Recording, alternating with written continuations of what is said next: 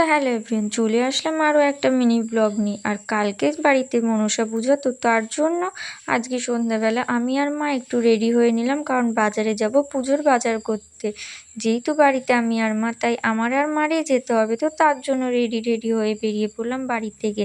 আর বৃষ্টি হওয়ার কারণে সারা বাজারে পুরো জল আর কাদায় ভর্তি। তো বাজারে যাওয়ার পরে মা চলে গেল ফলের দোকানে, আর আমি একটা সাইডে দাঁড়িয়েছিলাম, কারণ প্রচুর ওখানে জল কাদা, আর আমার একদমই ভালো লাগে না জল কাদা। তো যার জন্য আমি একটা সাইডে দাঁড়িয়েছিলাম, আর মা এদিকে ফল নিচ্ছিল। প্রত্যেক বছর যে কেন মনসা পুজোর দিন আর পুজোর আগের দিন বৃষ্টি হয় বুঝে পাই না। তো আগে পরে রোদ থাকে, আর পুজোর দিন আর পুজোর আগের দিনই বৃষ্টি হবে, আর সারা বাজারে জল কাদায় ভর্তি হয়ে যাবে।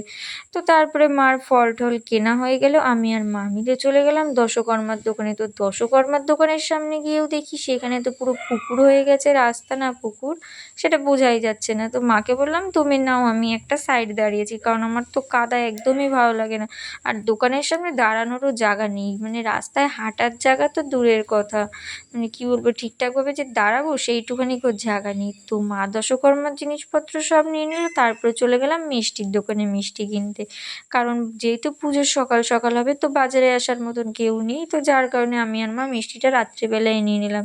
তো তারপরে আমাদের সব বাজার করা কমপ্লিট হয়ে গেছে, আর আমরা চলে আসলাম বাড়ির দিকে। মা বলছিল ফুল নেবে, আর ফুলের কথা আমি মনে করাতে একদমই ভুলে গেছিলাম। তো বাড়ি আস্তে আস্তে মা আমাকে সেটাই বলছিল যে তুই ফুলের কথাটা মনে করালি না কেন। তো আমারও মাথায় ছিল না, আর মারও মনে ছিল না ফুলের কথা, তো ফুল আনা আর হলো না।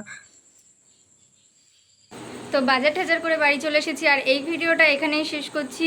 তো পুজোর ভিডিও তোমরা দেখতে পারবে পরের পার্টে। আর ভিডিওটা যদি তোমাদের ভালো লাগে লাইক কমেন্ট শেয়ার করে দিও। দেখা হবে পরের ভিডিওতে।